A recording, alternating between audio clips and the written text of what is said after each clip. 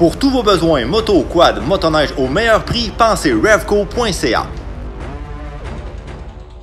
Bon, ben, bonjour tout le monde, Marc-André Codis.net, puis aujourd'hui, on essaie quelque chose qui m'a été demandé beaucoup. C'est une nouvelle marque, un nouveau modèle. C'est le Snarler de la compagnie Segway Power Sports. Quelque chose de similaire, c'est un manufacturier chinois. Ça ressemble un petit peu à CF Moto, mais ils ont leur propre chose. Si vous n'avez pas été voir la vidéo de la présentation initiale, je vous invite à regarder en haut ici et aller voir ça avant de regarder ça, parce que là, vous allez avoir mes impressions sur la façon qu'il roule le bicycle. Mais les détails, toutes ces choses-là, vous allez les avoir dans la présentation. Donc, le modèle aujourd'hui, c'est le Snarler AT6 SX. C'est le plus haut de gamme dans la série. C'est une cylindrée de 570 cc. Alors, on y va.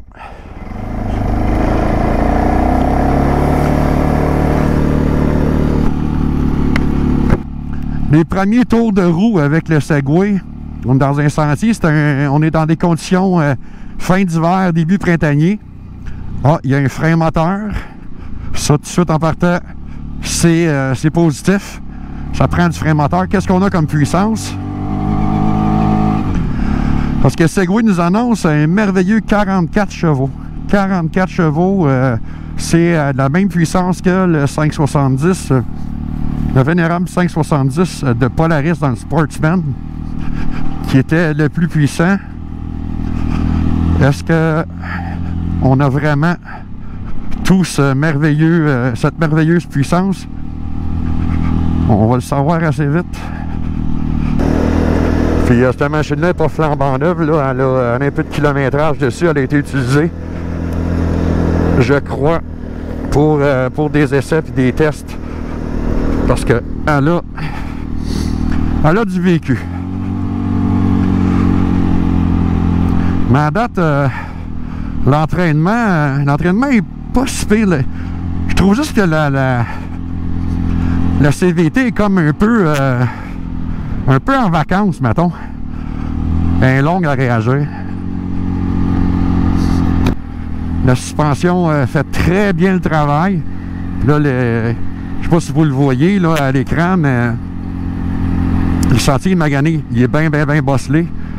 Donc, on le sent là.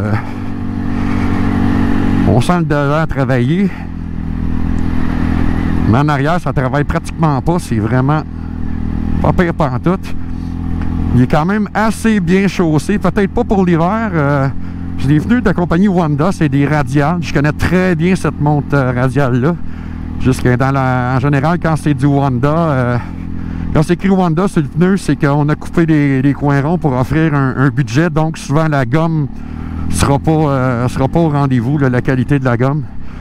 Ce qui est le cas ici, là. Il fait pas très froid aujourd'hui, puis les pneus sont durs comme la roche.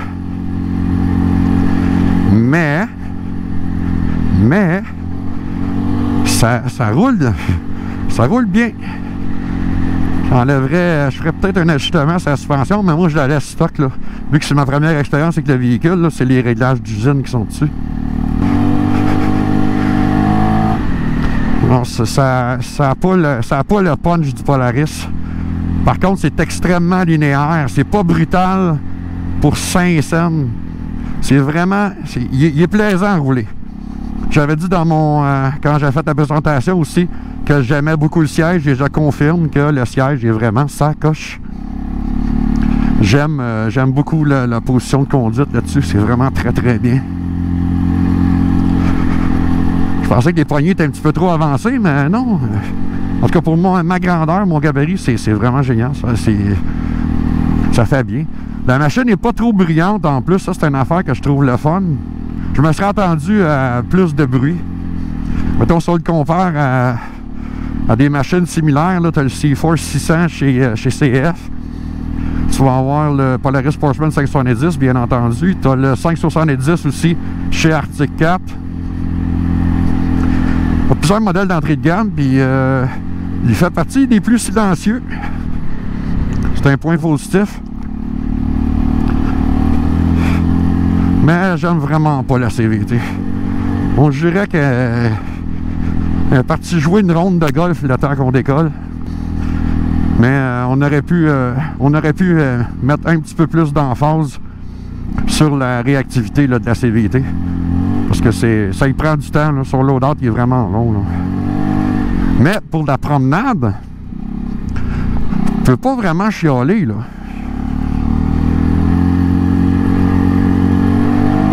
C'est plaisant comme machine. Il y a juste cette espèce de pédale à frein ici. Là, ça fait absolument rien. Là. Ça, c'est un parking brake. Ça peut même être dangereux. Là. Surtout qu'il est très mal ajusté.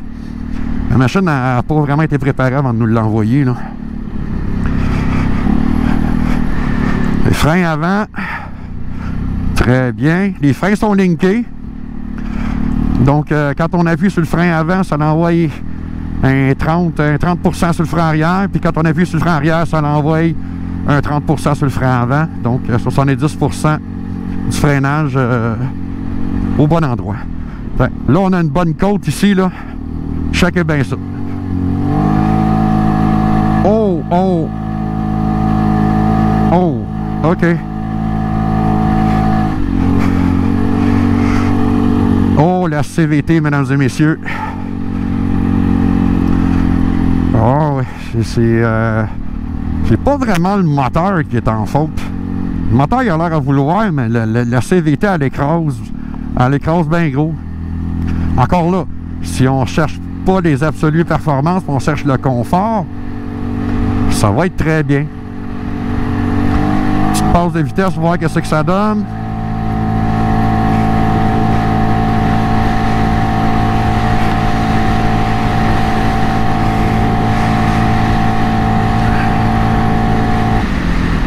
Ouais.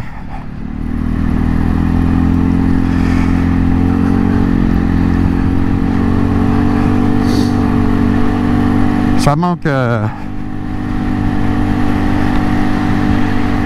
définitivement de puissance. Ça manque de bouillon. Tu sais, c'est pas méchant, mais tu sais, si je compare à ce que j'essaye ailleurs, surtout le Polaris, quand il annonce la même puissance que le Polaris 570,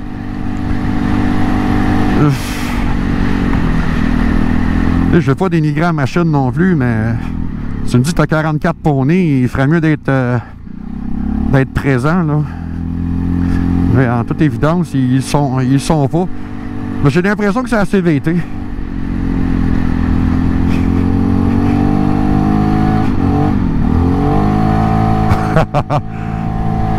Mais il y a une affaire par contre, le comportement sentier, il est vraiment très bien. C'est prévisible.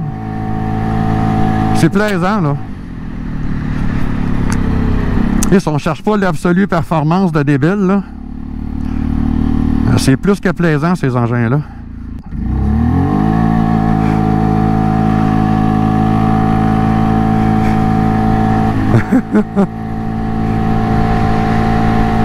Sur une pièce bien damée, ça a pas mal plus de bouillon.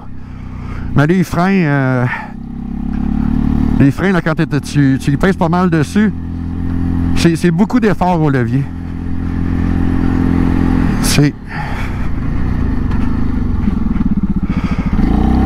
C'est pas méchant, là. Juste parce que je suis pas habitué. Ils réagissent pas de la même façon.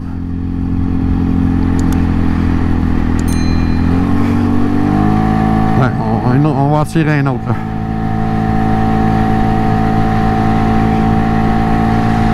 Jusqu'à peu près à 75, là, c'est décent, là. Ça se travaille bien.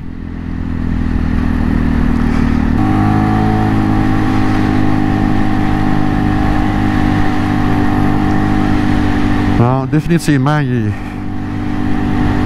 suis habitué à une CVT beaucoup plus réactive que ça, là. C'est long à réagir. Fait que si on en revient au fait de retour de la vitesse de sentier, là, 40-50 km/h, c'est quand même... À 50, c'est hyper plaisant. C'est prévisible, on sait où ça s'en va. Il y a des roulières qui ont été faites par un autre véhicule avant moi, qui en a profité, là, il va se pligner tout le long. Puis, non, il garde bien le cap, il sort des roulières, il rentre des roulières. Encore là, c'est des pneus qui sont pas nécessairement bien adaptés, mais ça fait quand même le boulot. Je déteste pas. L'ergonomie, par contre, pour mon grand frame de 6 pieds presque 3, c'est très bien. Puis on voit qu'il y a de la place, mettons, qu'une personne de plus petite stature, une dame aux alentours des 5 pieds, là, 5 pieds 2, 5 pieds 3, serait très confortable là-dessus. Puis à noter que je capotais pas là-dessus, là, ces indentations-là en avant.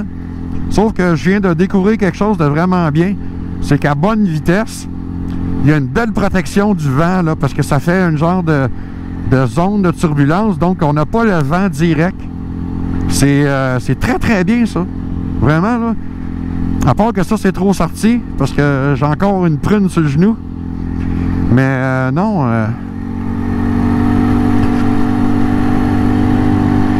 C'est vraiment mieux. Le confort, l'ergonomie, c'est numéro 1 là-dessus. J'aime beaucoup. Et ce que j'aime, c'est qu'il y a plusieurs types de pilotes qui vont pouvoir le prendre. Hommes, femmes, grands, petits. Même quelqu'un de bien enrobé, là, un petit peu plus enrobé que moi, aucun problème avec ça. La salle est vraiment excellente. Elle est bonne et large. C'est... non, elle a fait un bon support. J'aime ça quand c'est ferme un peu.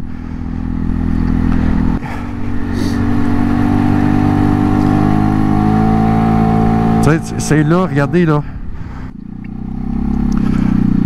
Ça avait juste trop d'efforts en montant en côte. C'est où le moteur il est vraiment pas assez puissant, ou la CVT ne suit pas. J'ai l'impression que j'ai plus d'RPM que qu'est-ce que le moteur m'en donnait là. Donc j'ai la nette impression que c'est la CVT là, qui manque un peu sur le tuning. C'est pas méchant, là. Mais tu sais, si on recherche des performances, parce qu'on annonce 44 chevaux, c'était pour me dire 44 chevaux, puis je suis habitué avec le véhicule, un autre véhicule que je sais qui fait ses 44 chevaux. Et je pense pas.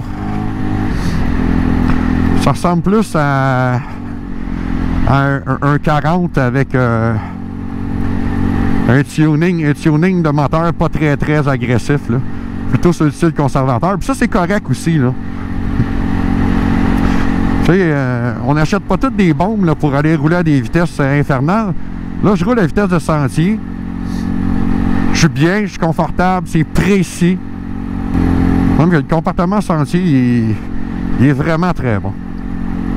Vraiment très bon. Aujourd'hui, c'est tirant dans la neige, là. C'est de la neige qui est en train de fondre un peu. Fait que c'est dur sur la machine. Mais ça, c'est la direction assistée. Numéro 1, pas un mot à dire. On la sent, c'est ajustable par la vitesse. Je suis un peu déçu du tableau de bord par contre. Les premiers tableaux de bord qu'on avait vus annoncés là, sur les réseaux sociaux puis sur Internet, sur YouTube, c'est un bel écran couleur, tout ça, là, c'est un écran monochrome. Un petit peu dur de lire là, quand on ne s'y connaît pas. Là, qu'une fois que tu le connais, ça va bien. Mais on a toutes les informations qu'on a besoin. Et c'est dans un écran. Ça, c'est une affaire qui est cool. Puis au soleil, c'est quand même potable. On voit quand même bien. Mes deux irritants principaux, là, c'est la livraison de puissance du moteur. Je crois que c'est la CVT qui est en cause. Le moteur, il a juste l'air retenu. Il a l'air à se faire écraser par la CVT. Bon, comme vous le voyez, le comportement, il est très bien. C'est précis. C'est plaisant à rouler. C'est confortable. Mais la puissance moteur, c'est le plus gros problème. Ensuite, c'est les freins. Je suis mêlé. Je suis vraiment mêlé avec les freins parce que on touche aux freins, la poignée, là, c'est un ajustement, ça a été mal monté, là. La poignée des freins est trop basse. Et si on freine avec le frein arrière, voyez-vous ce que ça fait? Je repars encore, là, je vous le verrai peut-être pas parce que c'est stabilisé, là, les GoPro stabilisent l'image. Mais c'est en arrière, c'est dosé doser avec soin. Faut pas que tu grimpes sa pédale parce que tu barres les roues tout de suite. Puis si tu y vas avec le frein d'en avant, ça prend beaucoup d'effort au levier. Fait que on freine d'en arrière puis on y va mollo. Parce que dès qu'on touche au frein en arrière, hein, c'est ça qui se passe, ça vient croche. Mais tu sais, c'est... Là, je fais mon difficile pour votre bénéfice, là. Quand c'est un petit peu plus rough, là, on a une meilleure idée de la suspension. Et je confirme, la suspension, peut-être d'ajuster un petit peu moins de compression, là. Mais ça, c'est comme je l'aime, c'est sa coche. J'aime beaucoup. Ah oui, dans de la whoop, là. Il y a pas mal de whoop ici, là, puis on le sent, là. Ça travaille bien, c'est stable. Pas de surprise. Génial. Non, j'aime beaucoup. J'aime bien le feeling, là.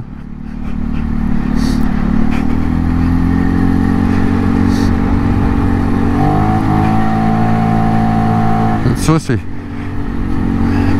quand même bien, là, en montée. C'est juste que, tu sais, tu t'attends à plus.